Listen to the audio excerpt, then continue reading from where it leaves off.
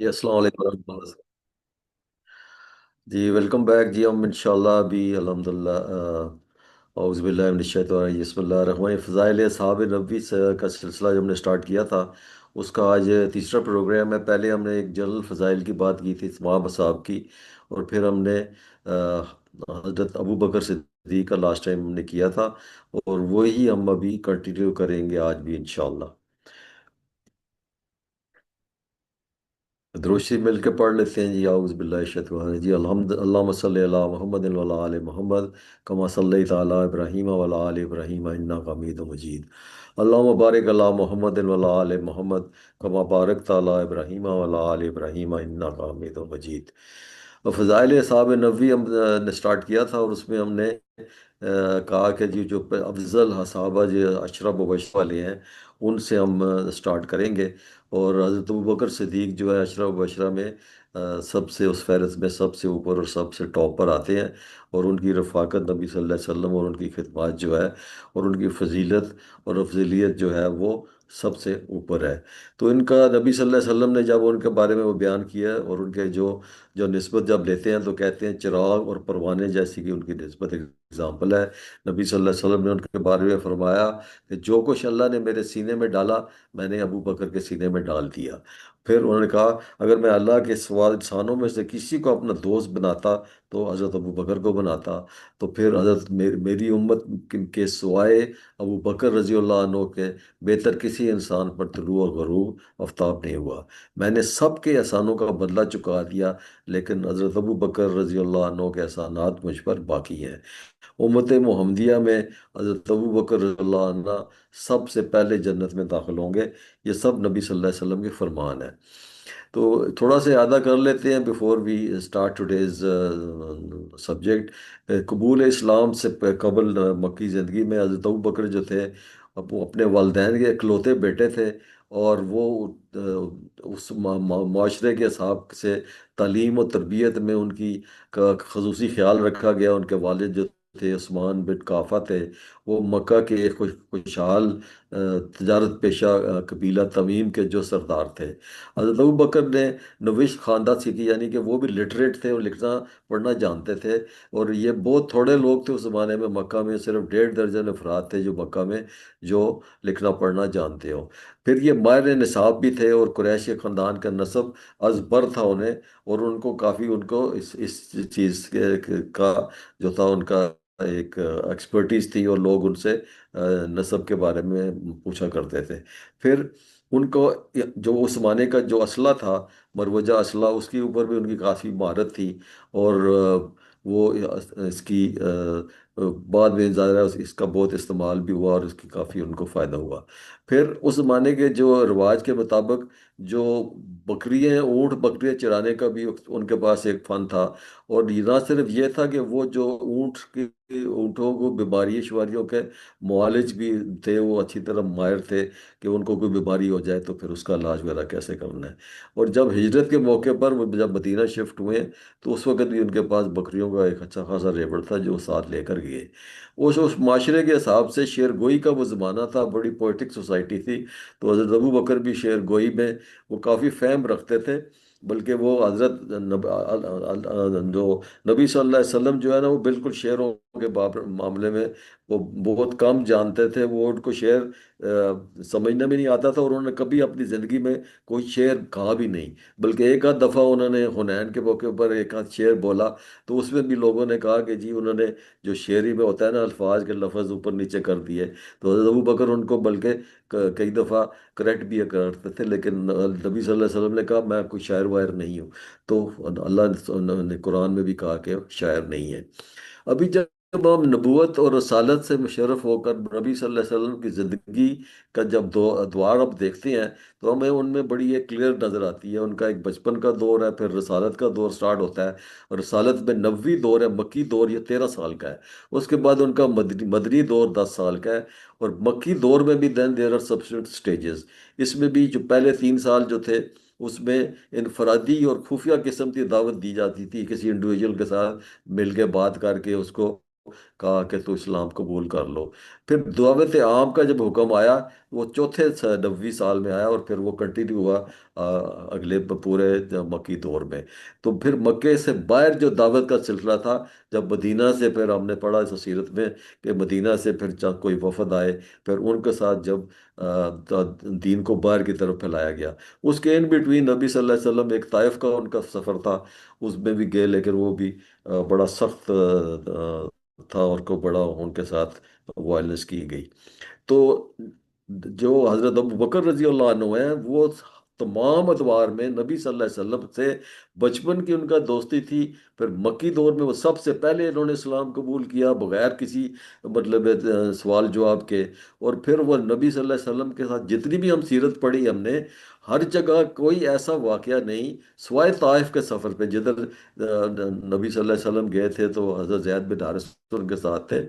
اس کے علاوہ تمام موقعوں پر ہر وقت نبی صلی اللہ علیہ وسلم کی جو رفاقت کے ساتھ، ان کی رفاقت اور ان کا جوڑ، بڑی انٹیمیسی اور بڑی کلوز سپورٹ کے ساتھ حضرت ابو بکر کا ہر جگہ ذکر آتا ہے۔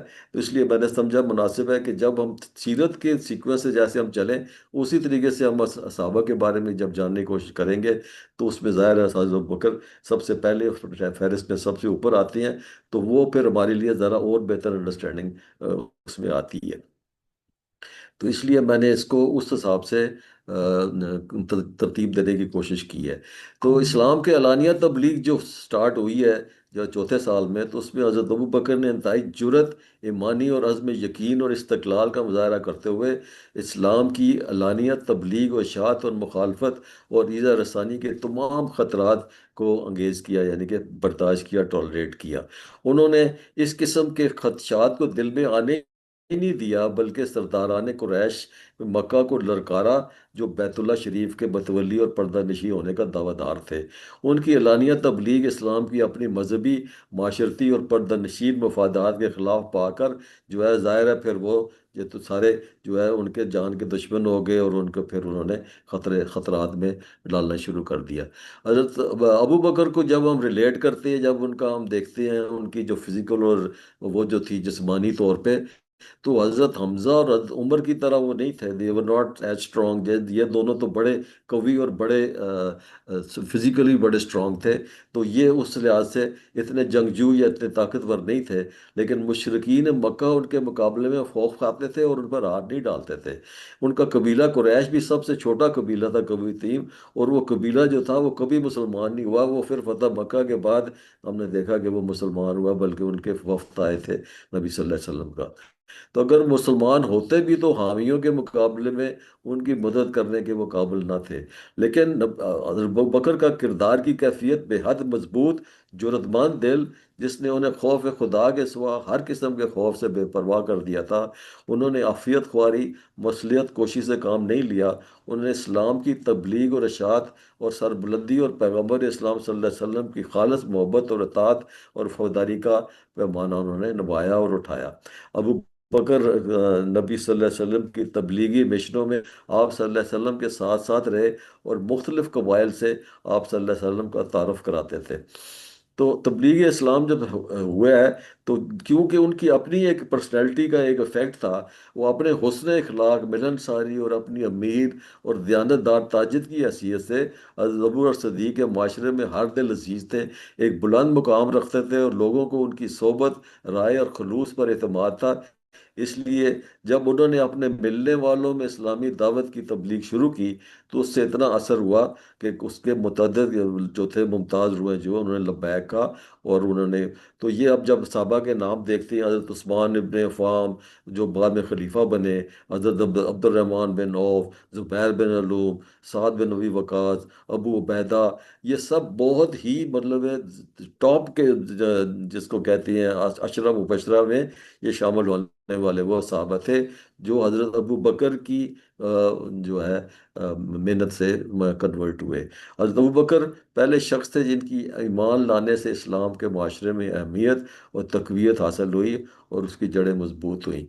پھر یہ غلاموں کو اور آزاد آزاد کرانے میں، لونڈیوں کو آزاد کرانے میں حضرت ابوبکر کا ایک بہت میجر رول تھا۔ مکہ میں اسلام قبول کرنے والے ایک طبقہ کمزور اور بےکس لوگ اور غلاموں کا تھا۔ وہ پہلے ہی مسائل اور حالات کے چکی میں پس رہے تھے، اور جب حضرت ابوبکر نے ان کے ساتھ تبلیغ کی اور وہ اسلام قبول کر لیا، تو قبول کرنے کے بعد کرنے کی وجہ سے ان کے آقوں نے ان پر ظلم اور تشدد کے دروازے کھول دیے اور انہیں طرح طرح کی اذیتیں پہنچانا شروع کر دیں، تاکہ وہ کسی طرح اسلام سے منحرف ہو جائیں۔ وہ یہ گروہ تو جسمانی قوت رکھتا تھا، اور نہ ہی یہ گروہ نہ تو جسمانی قوت رکھتا تھا، اور نہ ہی ان کے پاس کوئی قبیلہ کی حمایت تھی، نہ اس کی ان کی مدد تھی کوئی۔ تو حضرت ابو بکر نے ان مشرک ظالم مالکان کو مانگی قیمتیں دے کر انہیں ان کمزور اور مظلوم غلاموں کو ان کے مالکوں سے آزاد کروایا، تاکہ وہ جو ہے نا اس ظلم سے بچ سکے۔ اور مشہور معروف مؤذن جو حضرت بلال حبشی تھے، نبی صلی اللہ علیہ وسلم کا بہت ان سے محبت کرتے تھے، وہ اور اس کے علاوہ حضرت عامر بن فمیرہ، حضرت زریرہ، حضرت ابیس، حضرت نادیہ اور اس کے صاحبزادی اور لبینہ جیسے غلام اور لوڈیاں اس میں شامل تھیں۔ تو تمام غلام اور لوڈیوں کو یکے بعد دیگرے آزاد کرانے میں حضرت ابو بکر نے بے پناہ مال خرچ کیا، اور کبھی کسی پر کوئی احسان نہیں انہوں نے جتلایا، اور سب وہ کچھ محض اللہ کی رضا کے لیے کر رہے تھے۔ اس موقع پر ایک دفعہ ان کے والد ابو آقا نے ان سے کہا کہ تم کمزور لوگوں کو آزاد کراتے ہو، کاش طاقتور لوگوں کو آزاد کرایا کرو تاکہ تمہارے کسی کام آ جائے۔ تو حضرت بکر نے جواب دیا کہ میں یہ سب کچھ اللہ کی رضا کے لیے کرتا ہوں۔ حضرت بلال کی آزادی کے بعد وہ سخت آزمائشوں سے گزرے، اور مگر صبر کا استقامت اور ایمان کی پختگی تاریخ اسلام کا روشن باب ہے۔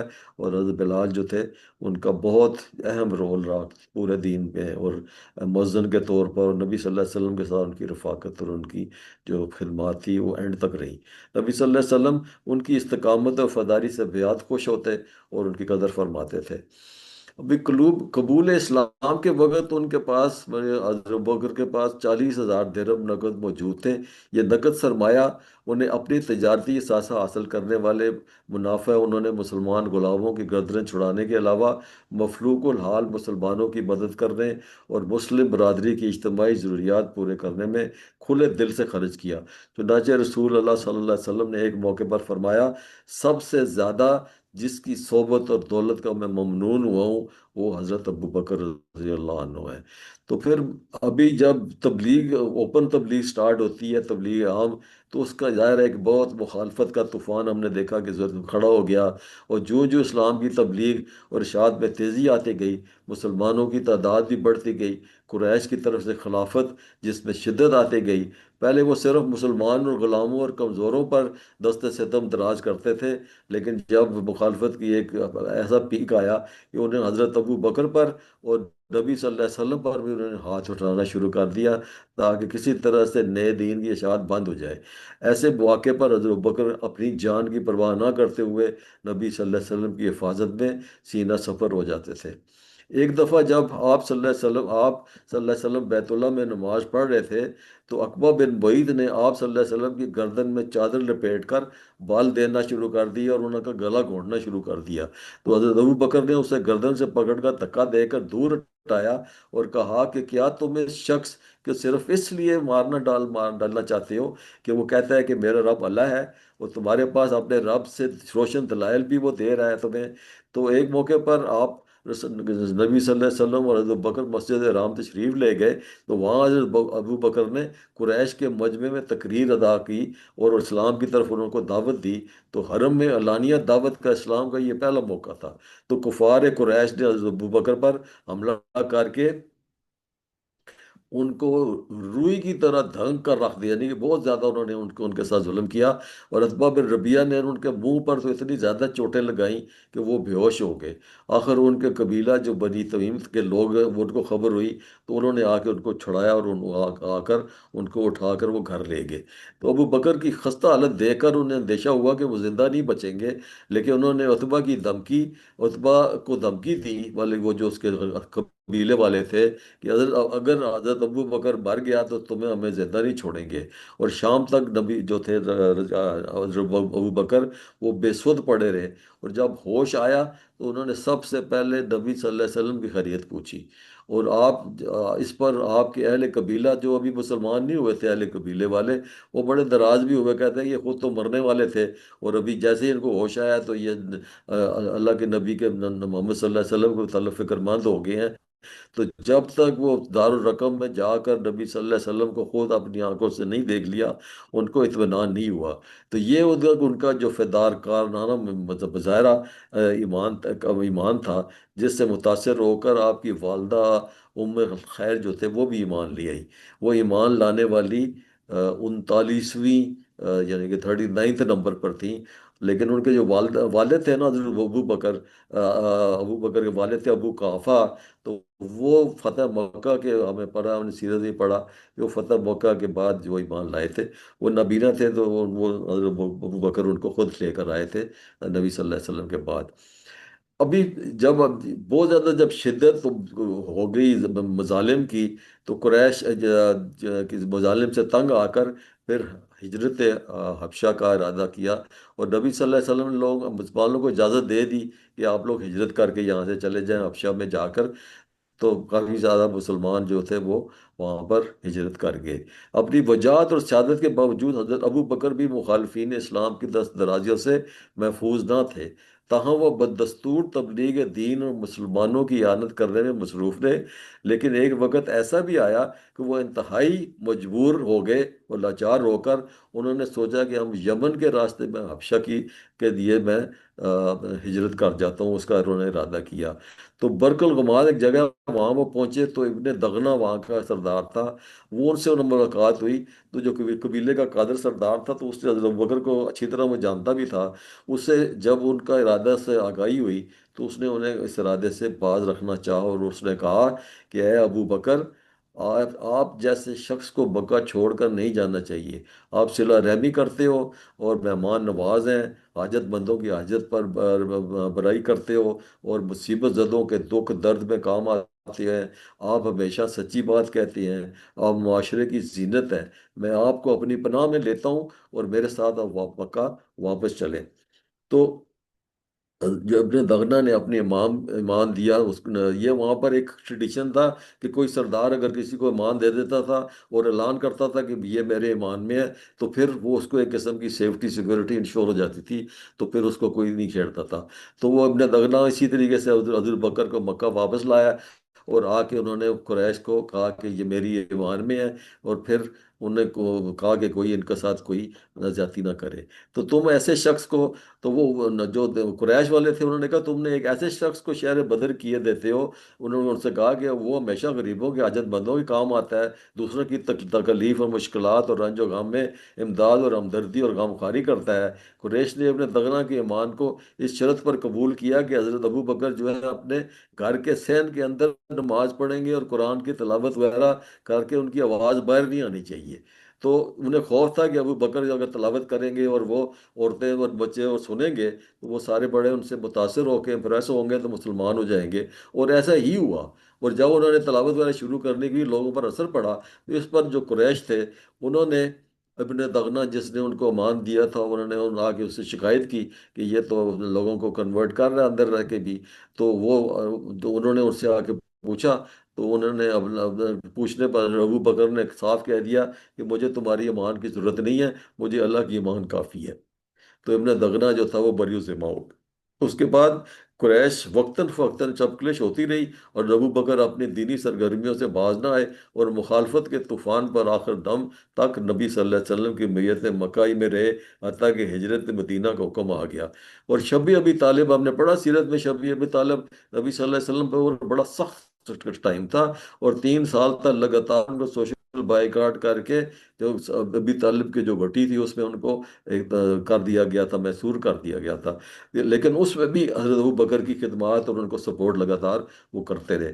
اور جب وہ ایک معاہدہ ہوا تھا، معاہدے کے تحت جب اس کی معاہدہ جو الٹیمیٹلی ودرا ہوا، وہ سختیاں ختم ہوئیں، تو اس میں حضرت ابو بکر کا اگین بڑا امپورٹنٹ رول تھا کہ انہوں نے ایک اہم کردار ادا کیا، اور جتنے مذاکرات ہوئے، مذاکرات میں انہوں نے اپنے پختہ فہم و فکر سے مخاطبین کو متاثر کرنے میں وہ ماہر تھے، اور اس سے پھر وہ جو ریسٹرکشن تھی وہ ریموو ہوئی۔ پھر حضرت عائشہ کا نکاح جو تھا نبی صلی اللہ علیہ وسلم کا ایک بہت اہم پہلو ہے۔ 10 نبی کے جو جس کو ہم عام الذہن کہتے ہیں، رنج و غم کا سال، اس سال میں نبی صلی اللہ علیہ وسلم کے ساتھ دو بڑے ایونٹس ہوئے۔ ایک تو ان کے چچا ابو طالب کی وفات ہوئی، اور پھر ان کی جو بیوی حضرت ختیجہ کبریٰ زوجہ، ان کی جو بہت بڑے سپورٹر تھے، یہ دو انتہائی عزیز اور غمخسار ہستیاں سی، جو نبی صلی اللہ علیہ وسلم سے جدا ہوئی، اور ان کا بہت ان کو صدمہ تھا۔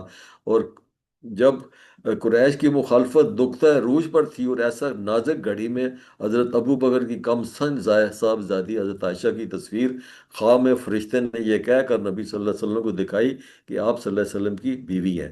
اینڈ دس ہیپن ٹوائس، یہ 2 دفعہ ہوا۔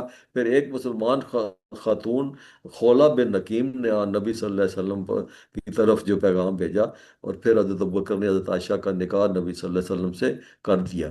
یوں حضرت ابو بکر نبی صلی اللہ علیہ وسلم کی معاشرت اور عائشہ کے ام المومنین ہونے کا شرف اور اعزاز حاصل ہوا۔ رخصتی ہجرت کے بعد مدینہ میں جا کر ہوئی، جیسا کہ تاریخ سے ظاہر ہے۔ حضرت عائشہ کا حضور نبی صلی اللہ علیہ وسلم سے نکاح امت مسلمہ کے لیے بے حد باعث برکت اور رحمت ثابت ہوا۔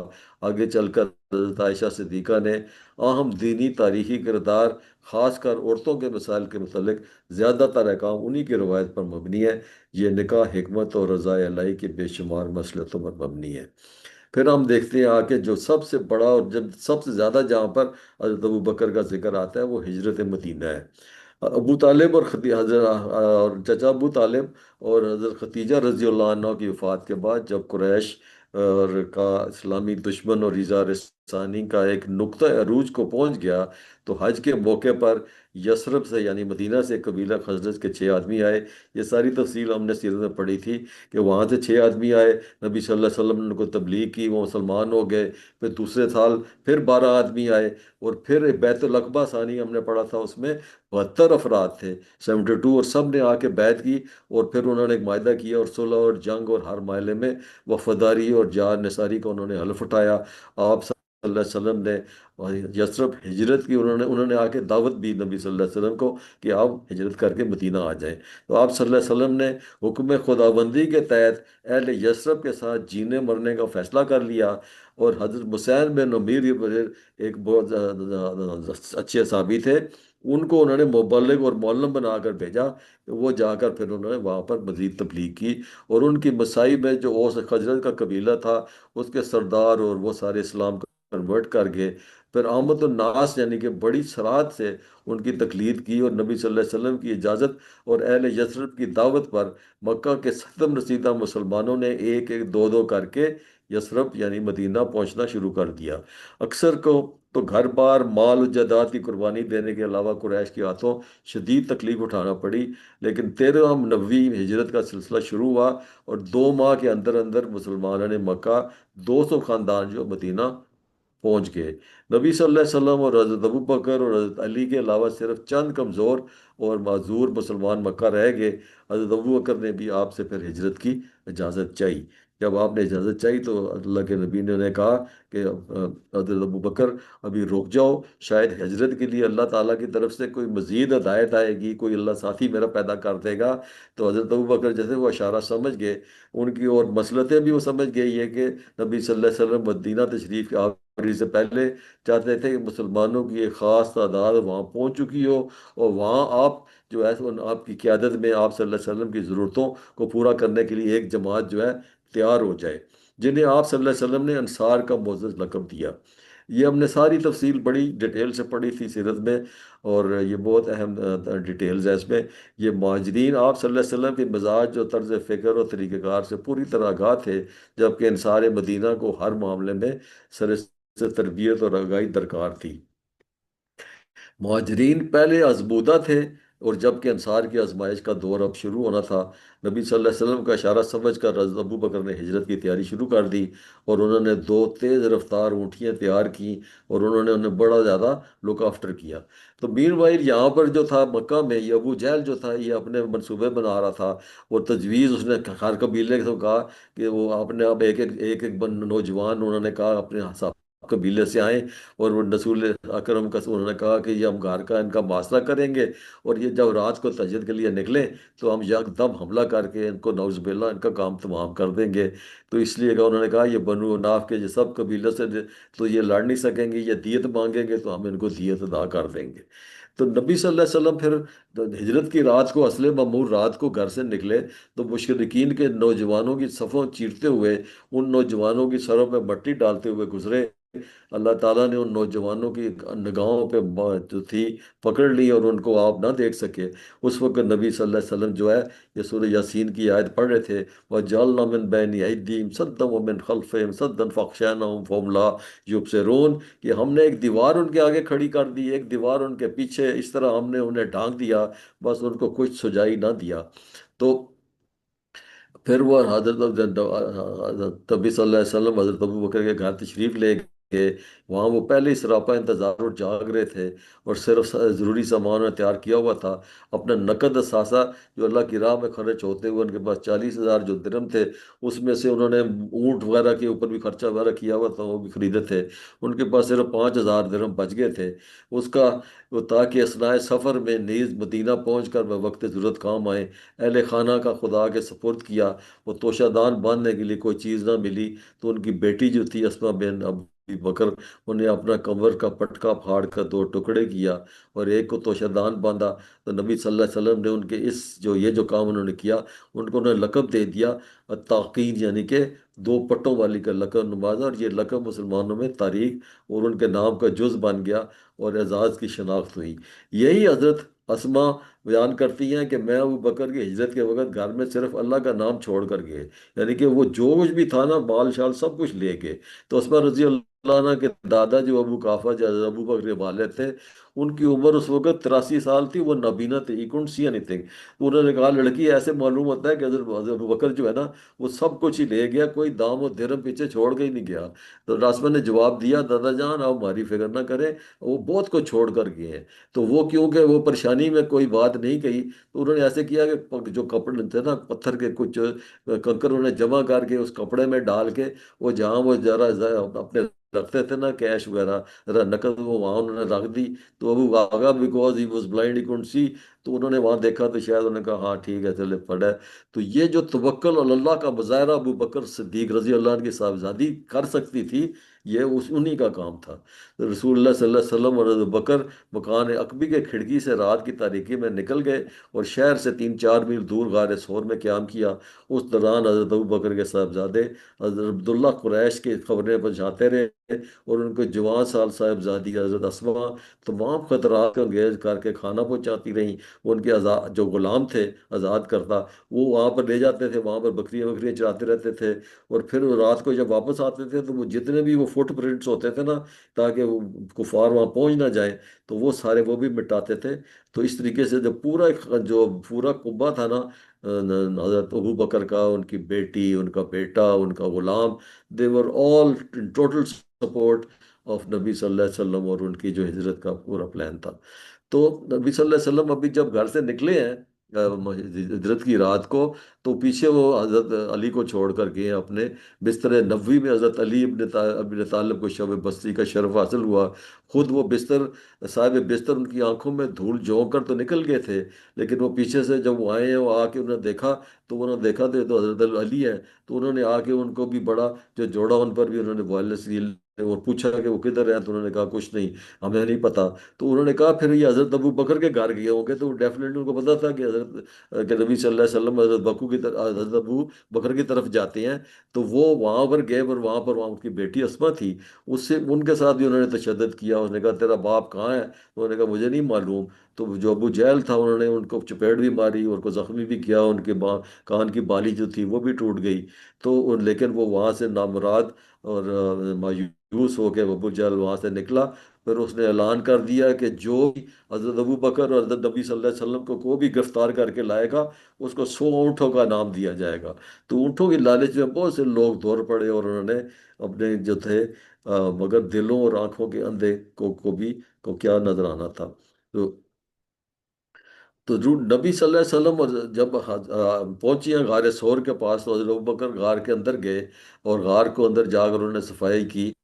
اور پھر دیکھا کہ اس میں وہاں پر بہت سارے ہولز تھے، انہوں نے سارے ہولز کو پلگ کیا، انہوں نے اپنی تہمت کو پھاڑ کر، لیکن ان کے پاس جو سامان تھا اس سے دو بورڈ جو تھے، یہ لاسٹ ٹائم میں نے کور کیا تھا، سو اس کو تھوڑا میں بریفلی کرتا ہوں کہ وہاں پر پھر ایک ایک کی جگہ انہوں نے پاؤں رکھ دیا، وہاں پر ایک سانپ نے ان کو ڈس لیا، اور اس کی تکلیف میں ان کے جو آنسو بہ رہے تھے، تو نبی صلی اللہ علیہ وسلم جو تھے وہ تھکے ہوئے تھے، ان کے پہلو پہ سر رکھ کے وہ سو گئے، اور جب آنسو ان پر گرے تو انہوں نے ان سے پوچھا کہ ابو بکر کیا ہوا، تو انہوں نے کہا مجھے کسی چیز نے ڈس لیا ہے، تو پھر نبی صلی اللہ علیہ وسلم نے منہ کا لعاب لگایا، اور وہ اللہ کے فضل سے وہ ٹھیک ہو گئے۔